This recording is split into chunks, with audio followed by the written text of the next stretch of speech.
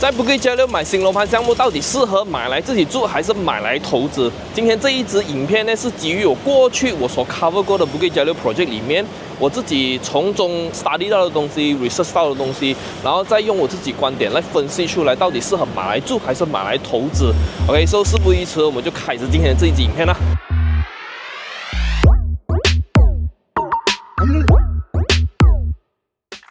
我们先重温一下，我们温习一下整个 Bukit Jalil 里面的内容。OK， 这个其实我在很久以前我做过一支关于 Bukit Jalil 的影片，我是有提到的。其实整个 Bukit Jalil 它的绝大部分的地方啦，都是由住宅区组成的。Commercial area 真的是占了很少数而已。纵观整个 Bukit Jalil 啦，其实最集中也是最多商业活动的商圈啊 ，major commercial area 呢，其实就是在这一个 Pavilion Bukit Jalil 作为中心点哦，所以其他的地方有的那些商店啊，都是那种很小型的规模的商圈，它是用来符合或用来满足附近周边的那些住宅区的人口需求而已。所以最集中的商圈、最活跃的商圈就是这个 Pavilion Bukit Jalil 了。所以你看，可能就会有人讲了，既然都那么少商业活动或者是商圈的话啦，那种大型商圈的话啦，这样哪里来的投资机会呢？所以接下来呢，我就会先跟大家分享我对这一个到底适不适合投资做出的一个分享啦。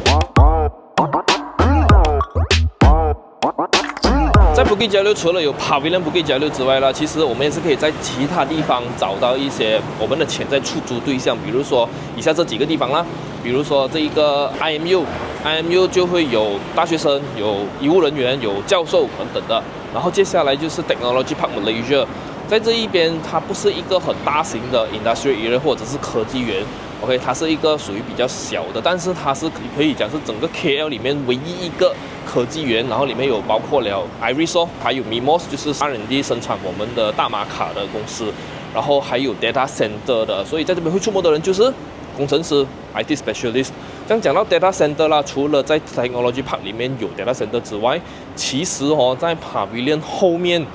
也是会有一个新的 data center， 走，我们现在去看。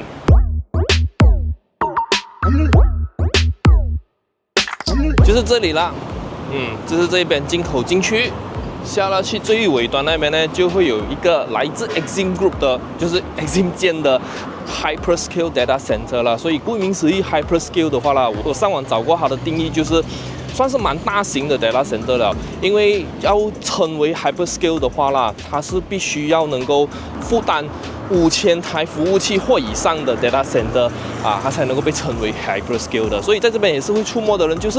engineer 咯，还有这些 IT specialist 啊之类这样。而在这个 data center 的隔壁呢，就会有之前我 cover 过的 Exim 的项目的 Kingswood 啊。The Kingswood 是一座3座楼组成的 service apartment， 它有提供的户型呢是有1房、2房，还有3房的，算是小型的单位啦。因为它这边提供的面积呢是474方尺，一直到904方尺的，价钱是从400多千开始而已。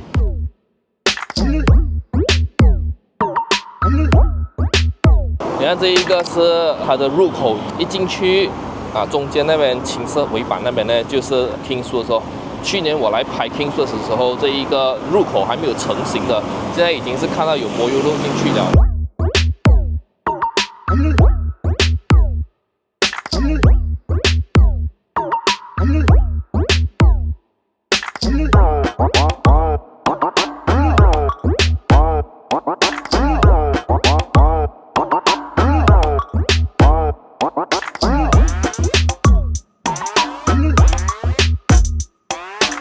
OK， 接下来到第二个部分，就是讲买来自己住的分析啦。在这个分析里面呢，我总结了2大部分来判断它是否是宜居的城市的 ，OK， 或者适合买来自己住的一个地方。第一个就是它的交通设备、交通的网络。单单在 Bukit Jalil 四周围就有很多不同的高速公路，包括了 Lebuh Raya Bukit Jalil、Sungai Besi Highway、Gesas Highway， 然后还有什么这个 MR2、Max Highway 等等的这些高速公路，它是有直接连接进来 Bukit Jalil， 也是有经过 Bukit Jalil 的，所以变成如果我住在 Bukit Jalil 里面呢，我就可以很容易通过这些高速公路去到不同的城市上班。除了高速公路，Bukit Jalil 里面也是有 LRT line， 那就是 Seri Petaling line。单单在 Bukit Jalil 里面就会有3个 station，Bukit Jalil station、Awan Besar 还有 Muhibah station。OK， 所以交通设备完善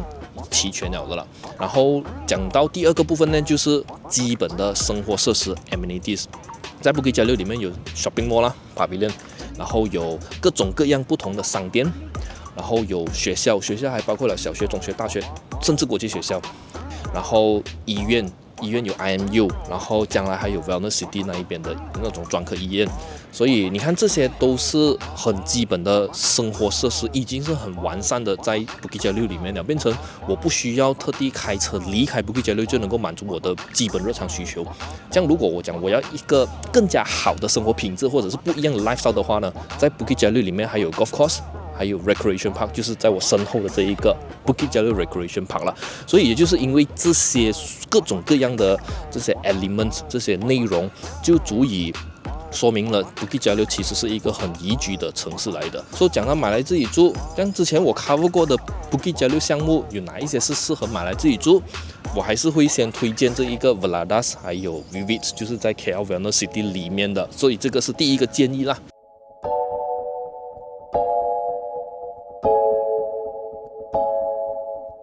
这个 KL Wellness Center 让我情不自禁的把 Bandar Sunway 的 Medical Center 联系在一起 relate 在一起。为什么这样讲呢？因为我是时常去 Bandar Sunway 的那个 Medical Center 的人的，所以如果你们也是有时常去那边的话，你会留意到，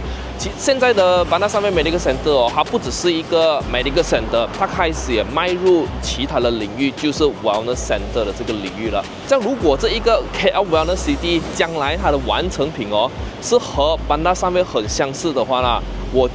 大胆的估计哦，它将会是 After Pavilion Bukit Jalil 另外一个很活跃的 major commercial area 啦。因为它在这边不只是会做 wellness center， 不只是会做医院，还是会有商店，还是会有 mall， 也会有零售店。如果它改天吸引到很多人流量、车流量进来的话啦，它将会是另外一个 major commercial area 啦，在 Bukit Jalil 里面。而在这一个 Wellness City 里面呢，我也是有 cover 过2个，也是来自 EXIM 的 project， 那就是 Veladas 还有 The Vivid 啦。先讲 Veladas 啊 ，Veladas 它是属于一个比较大户型的项目啦。OK， 因为它在这个 Veladas 里面呢，它是1012方尺的3房2侧的格局的，价钱是700多千开始。这样如果你想要小间一点的话呢，就能够看这个 The Vivid。The Vivid 和 The Kingswood 很相似，也是1房2房3房的格局，然后面积是从484方尺一直到910多方尺的单位。和 The Kingswood 最不一样的地方就是 The Vivid 呢就会偏向 wellness concept 的这种概念，因为它里面有提供这 elderly friendly 的 design 的。So 呀，这2个项目啦。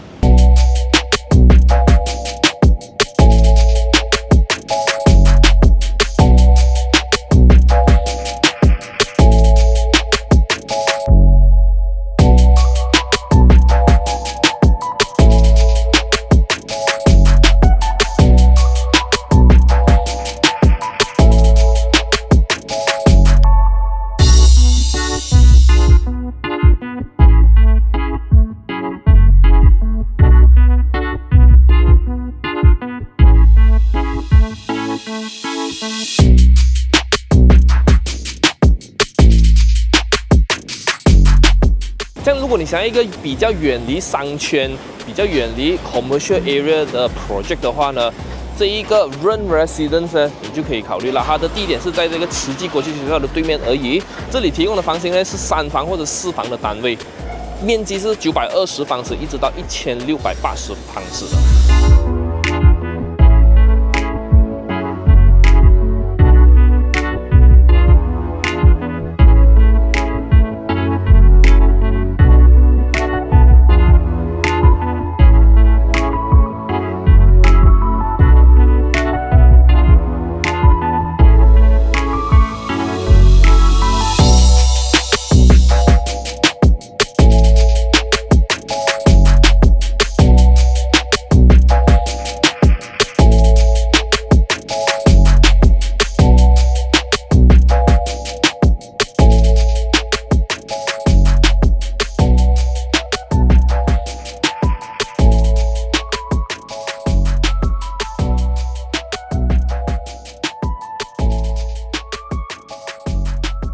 这里是我 cover 过 Bukit Jalil project 里面最 residential 的 project 啦。Ayana 是位于 Bukit Jalil 的 Alam Sutera 那一带，比较靠近 Kirara 的。然后它四周围都是被这些 landed properties 还有少许的 high rise 围绕着。这里的 high rise 啊，其实不像好像刚才我们看到 Pavilion 那一边的很密集、很 packed 的那种感觉。这边呢，至少还有一点点的呼吸的空间。加上这里所提供的 facility 也是会比较居家、比较 family oriented 的。最值得一提是什么呢？这个也是我 cover 过 Bukit Jalil project 里面唯一一个 freehold 的项目，而且还是 low density， 2座 tower 只有823间单位。然后这里提供的房型呢是从3房还有4房的单位，1155方尺一直到2454方尺的。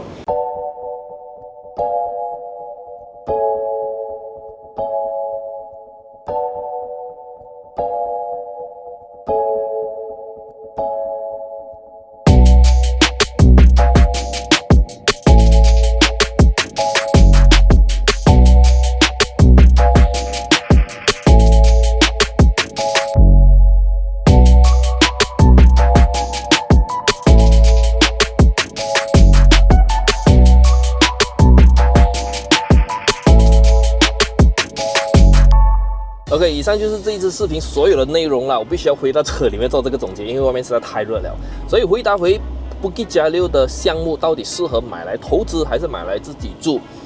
我觉得如果投资来讲的话啦，越靠近 Pavilion Bukit Jalil 的地段，当然就越适合投资哦。原因很简单，因为在这边方便哦，一个字方便，所以变成如果他们是要找那一些暂时居住地方的族群啊，他们就会首选这个地方，首选这个 Pavilion Bukit Jalil 附近的地段。加上 Bukit Jalil 这个市场啊，也是属于 local 的 market， 所以也是相对的比较稳定。值得一提的就是 Bukit Jalil 触摸的人群哦，可以讲是比较 medium upper end 一点点的，它不至于到 high end， 它就是中上级别，然后又年轻，消费能力也相对的高一点，所以变成在这边他们也有能力承担到比较高的租金。所以从数据上来看的话啦，这个 Pavilion Bukit Jalil 附近的现有的产业啊，他们的租金回报也是相当的可观的。这样如果是讲到买来自己住的话啦，我个人认为其实我刚才所总结的那5个项目里面都是适合买来自己住的，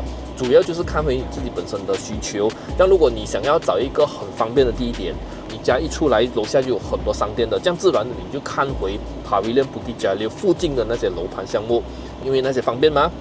像如果你是注重环境的、设备的，还有房型的，这样以上我所讲的那5个项目哦，其实都能够满足各种不同的需求、各种不同的群体的。你要大间的、小间的、中等的户型都有在内，所以就是看你自己要什么东西啦。So，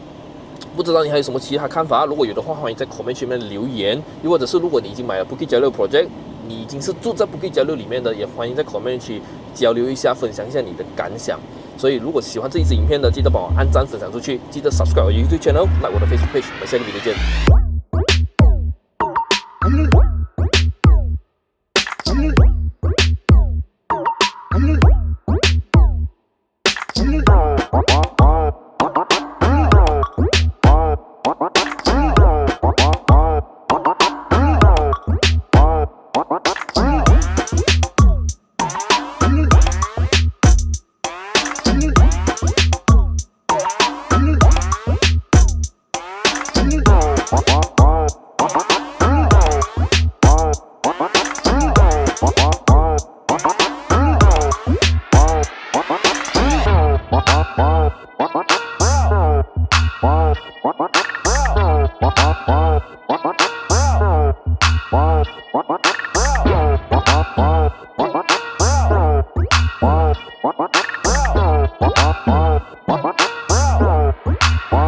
What?